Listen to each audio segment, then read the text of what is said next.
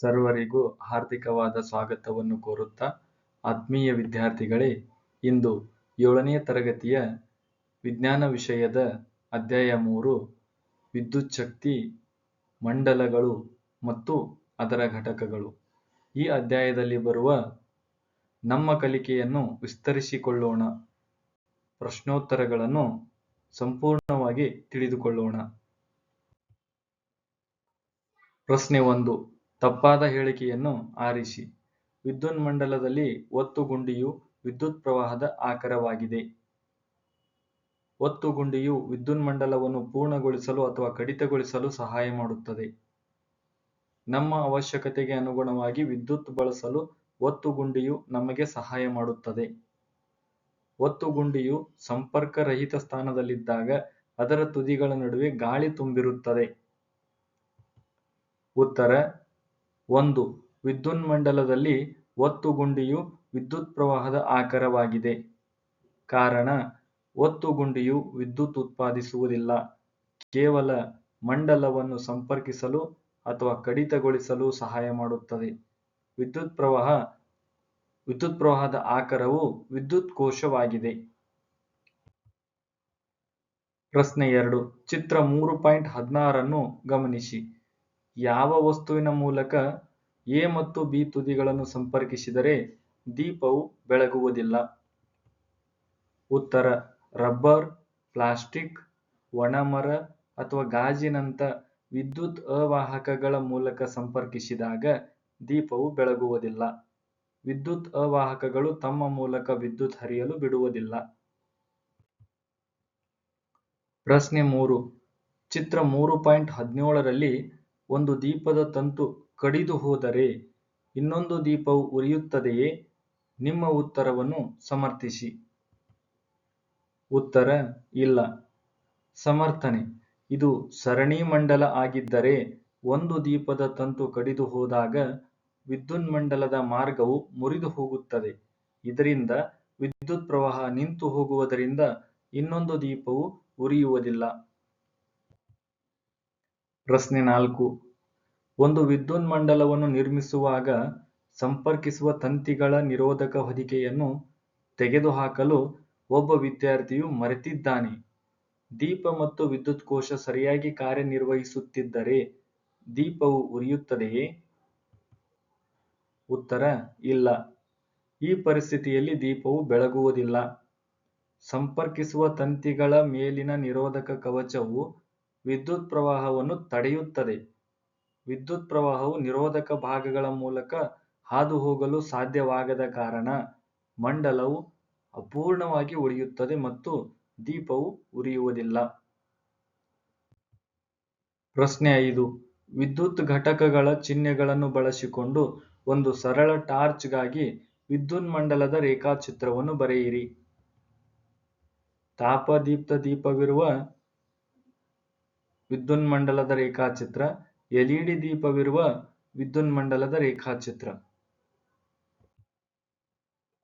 ಪ್ರಶ್ನೆ 6. ಚಿತ್ರ 3.18ರಲ್ಲಿ S2 ಸಂಪರ್ಕ ಸಹಿತ ಸ್ಥಾನದಲ್ಲಿ S1 ಸಂಪರ್ಕ ರಹಿತ ಸ್ಥಾನದಲ್ಲಿದ್ದರೆ ಯಾವ ದೀಪಗಳು ಉರಿಯುತ್ತದೆ? 2.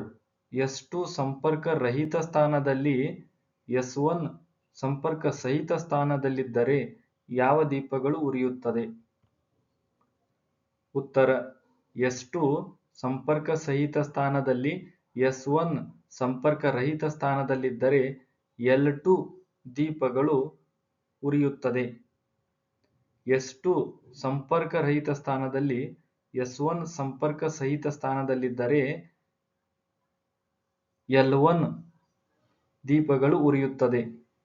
S1 ಸಂಪರ್ಕ ಸಹಿತ ಸ್ಥಾನದಲ್ಲಿ S2 ಸಂಪರ್ಕ ಸಹಿತ ಸ್ಥಾನದಲ್ಲಿದ್ದರೆ L1 ಮತ್ತು L2 ಎರಡೂ ದೀಪಗಳು ಉರಿಯುತ್ತವೆ. S1 ಸಂಪರ್ಕ ರಹಿತ ಸ್ಥಾನದಲ್ಲಿ S2 ಸಂಪರ್ಕ ರಹಿತ ಸ್ಥಾನದಲ್ಲಿದ್ದರೆ ಯಾವ ದೀಪವೂ ಉರಿಯುವುದಿಲ್ಲ. ಪ್ರಶ್ನೆ 7. ಚಿತ್ರ 3.19ರಲ್ಲಿ ತೋರಿಸಿರುವಂತೆ ಒಂದು ವಿದ್ಯುನ್ಮಂಡಲವನ್ನು ವಿದ್ಯುತ್ ರಚಿಸಿದ್ದಾನೆ. ವಿದ್ಯುನ್ಮಂಡಲವನ್ನು ಪೂರ್ಣಗೊಳಿಸಿದ ನಂತರವೂ ದೀಪವು ಉರಿಯುವುದಿಲ್ಲ. ಸಂಭವನೀಯ ಕಾರಣಗಳು ಯಾವುವು? ಈ ದೋಷಪೂರಿತ ಕಾರ್ಯಾಚರಣೆಗೆ ಸಾಧ್ಯವಾದಷ್ಟು ಕಾರಣಗಳನ್ನು ಪಟ್ಟಿ ಮಾಡಿ ದೀಪವು ಏಕೆ ಉರಿಯಲಿಲ್ಲ ಎಂಬುದನ್ನು ಕಂಡುಹಿಡಿಯಲು ನೀವು ಏನು ಮಾಡುವಿರಿ?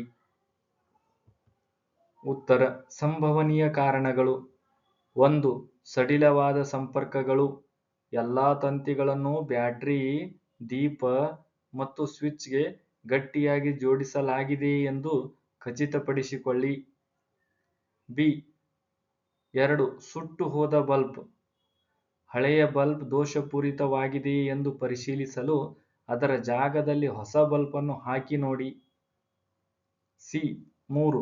ಸತ್ತ ಬ್ಯಾಟರಿ: ಮಲ್ಟಿಮೀಟರ್ ಬಳಸಿ ಪರೀಕ್ಷಿಸುವ ಮೂಲಕ ಬ್ಯಾಟರಿಯು ವಿದ್ಯುತ್ ಪೂರೈಸುತ್ತಿದೆಯೇ ಎಂದು ಪರಿಶೀಲಿಸಿ. ಡಿ. 4. ದೋಷಪೂರಿತ ಸ್ವಿಚ್: ಸ್ವಿಚ್ ಅನ್ನು ಬೈಪಾಸ್ ಮಾಡುವ ಮೂಲಕ ಅಥವಾ ನೇರವಾಗಿ ತಂತಿಗಳನ್ನು ಜೋಡಿಸಿ ದೀಪವು ಬೆಳಗುತ್ತದೆಯೇ ಎಂದು ನೋಡಿ ಸ್ವಿಚ್ ಅನ್ನು ಪರಿಶೀಲಿಸಿ. ಪ್ರಶ್ನೆ 8. ಚಿತ್ರ 3.20 ರಲ್ಲಿ ಒತ್ತು ಗುಂಡಿಯನ್ನು ಸಂಪರ್ಕಿಸಿದ್ದರೂ ಯಾವ ಸಂದರ್ಭಗಳಲ್ಲಿ ವಿದ್ಯುತ್ ದೀಪ ಬೆಳಗುವುದಿಲ್ಲ? ಸಂದರ್ಭ ಎ: ದೀಪವು ಬೆಳಗುತ್ತದೆ. ಸಂದರ್ಭ ಬಿ: ದೀಪವು ಬೆಳಗುವುದಿಲ್ಲ. ಸಂದರ್ಭ ಸಿ: ಬ್ಯಾಟರಿಯನ್ನು ಉಲ್ಟಾ ಜೋಡಿಸಿದರೆ ದೀಪವು ಬೆಳಗದಿರಬಹುದು. ಸಂದರ್ಭ ಡಿ: ದೀಪಗಳು ಬೆಳಗುತ್ತವೆ. ಪ್ರಶ್ನೆ 9. ಬ್ಯಾಟರಿಯಲ್ಲಿ ಪ್ಲಸ್ ಮತ್ತು ಮೈನಸ್ ಚಿಹ್ನೆಗಳನ್ನು ಓದಲು ಸಾಧ್ಯವಾಗುತ್ತಿಲ್ಲ ಎಂದು ಭಾವಿಸೋಣ. ಈ ಬ್ಯಾಟರಿಯ ಎರಡೂ ತುದಿಗಳನ್ನು ಗುರುತಿಸಲು ಒಂದು ವಿಧಾನವನ್ನು ಸೂಚಿಸಿ. ಬ್ಯಾಟರಿಯನ್ನು ಒಂದು ಸಣ್ಣ ಲೈಟ್ ಬಲ್ಬ್ಗೆ ಸಂಪರ್ಕಿಸುವ ಮೂಲಕ ಮಂಡಲವನ್ನು ಬಳಸಿ. ಸಂಪರ್ಕವು ಸರಿಯಾಗಿದ್ದರೆ ಬಲ್ಬ್ ಪ್ರಕಾಶಮಾನವಾಗಿ ಬೆಳಗುತ್ತದೆ. ಅಲ್ಲದೆ ಬ್ಯಾಟರಿಯ ಆಕಾರವನ್ನು ಪರಿಶೀಲಿಸಿ. ಫ್ಲಾಟ್ ಅಥವಾ ಚಪ್ಪಟೆ ಆಗಿರುವ ತುದಿಯು ಸಾಮಾನ್ಯವಾಗಿ ಋಣಾತ್ಮಕ ಮೈನಸ್ ಟರ್ಮಿನಲ್ ಅನ್ನು ಪ್ರತಿನಿಧಿಸುತ್ತದೆ. ಆದರೆ ಮೇಲಕ್ಕೆ ಎದ್ದಿರುವ ಅಥವಾ ಚಾಚಿಕೊಂಡಿರುವ ತುದಿಯು ಧನಾತ್ಮಕ ಪ್ಲಸ್ ಟರ್ಮಿನಲ್ ಅನ್ನು ಸೂಚಿಸುತ್ತದೆ. ಪ್ರಶ್ನೆ 10. ನಿಮಗೆ A, B, C, D, E ಮತ್ತು ಎಫ್ ಎಂದು ಗುರುತಿಸಲಾದ 6 ವಿದ್ಯುತ್ ಕೋಶಗಳನ್ನು ನೀಡಲಾಗಿದೆ. ಇವುಗಳಲ್ಲಿ ಕೆಲವು ಕಾರ್ಯನಿರ್ವಹಿಸುತ್ತಿವೆ ಮತ್ತು ಕೆಲವು ಕಾರ್ಯನಿರ್ವಹಿಸುತ್ತಿಲ್ಲ.